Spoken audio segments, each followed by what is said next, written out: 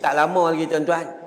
Lebih kurang dalam berapa? 8 ke 10 hari lagi Ramadan akan sampai. Kasih sayang Allah nak sampai dah. Kalau manusia bongkak, takabur dan sombong juga tak tahu nak kata. Nabi SAW bersabda, badiru bil a'mali sab'an.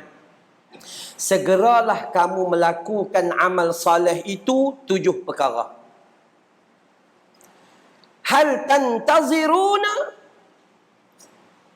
Apakah yang kamu perlu tunggu? Melainkan hak pertama, faqran munsian. Takkanlah kamu nak tunggu datangnya fakir hingga yang membuat kamu lupa daripada beramal. Satu. Nanti kita kupas. Ataupun ghinan mutghiyan, atau datangnya kekayaan yang akan menimbulkan angkuh, bongkak dan takabur kepada Allah. Yang ketiga, maradan mufsidan, ataupun datangnya sakit yang merosakkan sehingga kita ni gagal nak buat amalan. Yang keempat, haraman mufannidan, atau masa tua yang datangnya nyanyuk dan keuzuran. Dan kemudian mautan mujhizan, ataupun datangnya mati yang secara tiba-tiba. Yang ni pun kita akan kupas nanti. Dia main secara tiba-tiba zaman lah ni. Ataupun ad-dajjala fasyarru ghaibin, atau dajjal yuntazaru, atau datangnya dajjal yang tiba-tiba sampai. Yang tiba-tiba dia yang tunggu tu sampai. Kemudian as-sa'ata fas-sa'atu adha wa amar, ataupun datangnya hari kiamat, dan hari kiamat itu lebih berat dan lebih sukar. Daripada Abu Hurairah, riwayat Imam Tirmizi, hadis 2306, status hadisnya adalah sahih. Manusia dia lalai. Bulan Rejab, Nabi suruh sedekah makan, belanja makan, buat kenuri. Tapi kita orang Melayu pulun buat puasa bulan Rejab. Bulan Syakban, Nabi kata puasa. Rajin pula buat kenuri bulan ni. Nuri nyambut Ramadan, tahlil arwah. Tu perangai orang Melayu. Dia tak suka dengan perbuatan Nabi. Kau nu buat kenuri, baru niat nak puasa Syakban ni, Tok Bilal jemput kenuri makan tengah hari pula tu. Kita pula mengaji, bila orang jemput, wajib berbuka. Sepanjang tahun wajib. Dah dia mengaji sampai situ, lepas tu Tok Guru mati. Tu. Manusia dia memang macam tu. Time Nabi suruh buat kenuri bulan Rejab. Dia tak mau, dia puasa. Puasa pula tu guna hadis palsu. Barang siapa berpuasa 3 hari, 7 hari, 10 hari, berapa hari, maka dia dapat pahala 70,000 tahun gitu gini. Palsu. Maudhu' malala aslalahu, tiada asal usul. Ni bulan ni yang Nabi kata yaghfulun nasu anhu, bulan Syakban, bulan yang banyak manusia lalai di dalamnya.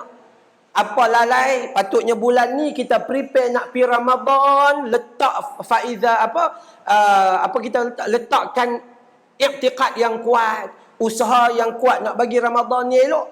Dah yaghfulun nasu anhu, mai bulan Syakban kita fikir tahun ni alhamdulillah tak tahu nak balik raya tang mana. Puasa kita lompat sebulan tak fikirlah. Bulan ni jadi kita fikir 2 tahun tak boleh sambut raya dengan best. Tahun ni kita cat colour rumah kita, tukar sofa, tukar tu, tukar ni dan sebagainya. Akhirnya kita terleka daripada memikirkan bagaimana membina Ramadan yang cemerlang bagi kita. Yaghfulun nasu anhu. Bulan ni turfa'u amalih ila rabbil alamin, diangkat amalan kita kepada Allah Subhanahu wa taala pada setiap kali kita buat amal ni. Kita duduk tengah dalam amalan, maka waktu ni Allah angkat amalan kita. Hari biasa Allah angkat subuh dengan asar, tapi waktu ni Allah angkat hang buat apa pun, dia la tu dapat. Wa uhibbu, aku suka, kata Nabi, amalan aku diangkat dalam keadaan aku berpuasa, puasa sunat. Siapa rajin, pulun sampai hari ke-27. Tinggal 2 hari ya, jangan puasa. 28, 29, hari Syak. Siapa rasa macam kurang sikit, pulun macam Nabi Nuh alaihissalam. Selang-sari, selang-sari, selang-sari, selang-sari. Tengok muka kita tak ada harapan. Siapa yang lemah sikit, buat macam kami, pusat tahfiz saya. Ada pusat tahfiz putra, ada pusat tahfiz puteri. Ada lebih kurang 60 orang termasuk staf. Kami puasa Isnin, Khamis, sebulan dapat 8 hari. Ambil pula 13, 14, 15. Dapat 11 hari sebulan. Cukup kan? Alhamdulillah. Okey. Siapa tak mampu yang tu, ambil Isnin, Khamis, cukup dapat 8 hari. Siapa tak mampu juga, ambil 3 hari saja. 13, 14, 15 hari bulan. Siapa tak mampu, hang tak payah puasa. Senang cerita.